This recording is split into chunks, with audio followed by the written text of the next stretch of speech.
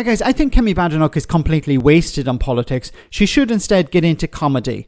Because she was asked here by a Conservative about the current situation with Nigel Farage and reform, and why Labour and the Liberal Democrats during their conferences were focusing more on reform than the Conservatives. And have a listen to her response. Okay, it's Labour Party conference right now. A lot of it is about reform. The Lib Dem Party conference, a lot of it was about reform. The boys are cutting you out. How do you feel about that? I know why they're doing it. And they're doing it because they all want to face reform at the election because they think they can beat reform. They don't think that they can beat a renewed Conservative Party. This is what I'm saying. Wasted on politics. She should be doing stand-up comedy. So she honestly believes, or she's trying to portray this image, that the Labour Party and the Liberal Democrats are focusing on Nigel Farage and reform because they believe they can beat them, but they're running away from challenging Kemi Badenoch on the Conservatives because they're absolutely terrified of them.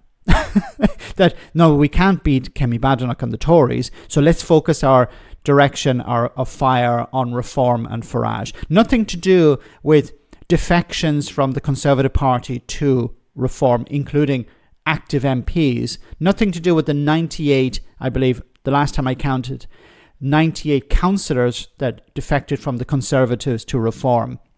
Nothing to do with Nigel Farage leading the polls. Nothing to do with his influence over the traditional media and online media. Nothing to do with that. No. They're focusing, Labour and the Liberal Dems are focusing their fire on Farage because they believe they can beat him, but they can't beat me. Okay. Keir Starmer and Ed Davey want to put themselves as the opposite to reform because they know that a lot of people, a lot of good people, look at reform and don't like the way they behave. Mm-hmm. They know that they don't think the same about us. And despite some of the mistakes we made, and I do acknowledge that mistakes were made. What mistakes, Kemi? We never hear these mistakes. We keep hearing about mistakes, but she never gives examples. Is she going to say, we're sorry about the mistake? Was it a mistake to run the public services into the ground? Was it a mistake to underfund the NHS? To try and privatise more of it? Was that a mistake? Was it a mistake to involve yourself, not her particularly, but the party, in deep levels of corruption? PPE contracts, were they mistakes? Was it a mistake to crash the economy? Was austerity a mistake? Was Brexit a mistake? Okay, because she keeps talking about mistakes. Yes, the Conservative Party made some mistakes, and we're sorry about that. But she will never define these mistakes, and that's part of the problem. You can't just sweep it under the carpet. You actually have to admit what these mistakes were and show how you're turning the party around. You're understanding you've made a mistake and you're trying to make amends, but you're not even admitting what the mistakes are.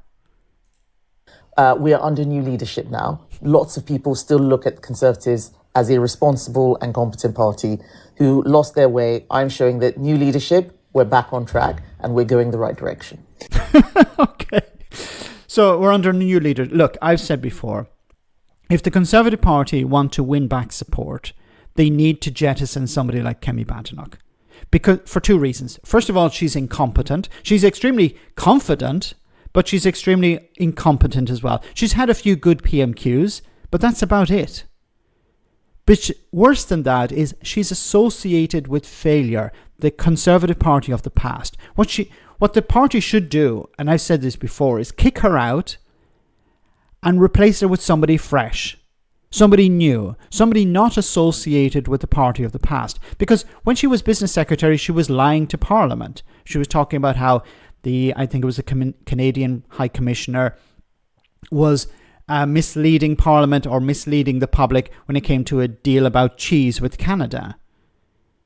The Canadians were saying, no, the talks had ended because of a stalemate. And she had said, no, the talks are ongoing. So she was misleading Parliament there.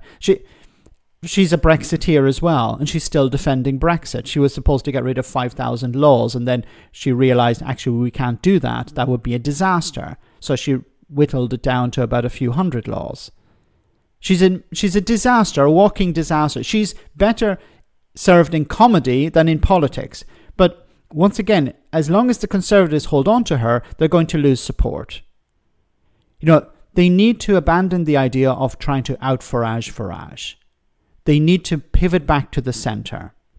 And if they do, they may actually win back some support from the Liberal Democrats, people who are not completely convinced by Ed Davey. There's a chance that the Conservatives could win some of that support back. But they need to abandon this pandering to Farage and cosplaying as reform. It's not going to work. You need to say, we are a centrist party once again. We are a pro-European party once again. There's a chance there that you could pick up votes. It can't get any worse. Well, it can get worse. More people can defect to reform. And you should actually welcome those defections, because then you can have a proper core base that's centrist. Allow the crazies, the headbangers, to go in the direction of reform, because then you don't have to pander to them in your party anymore. And some of them may eventually come back if they see that Farage is not able to run the country correctly, or if Farage crashes and burns before the next election. But as I keep saying, they need to abandon this pandering to Farage, and they need to replace their leader. If they don't, it's going to be very difficult. I'm not saying it's impossible, but it's going to be very difficult for the Conservatives to recover. Let me know in the comment section, guys, what you think, and I'll see you in the next video.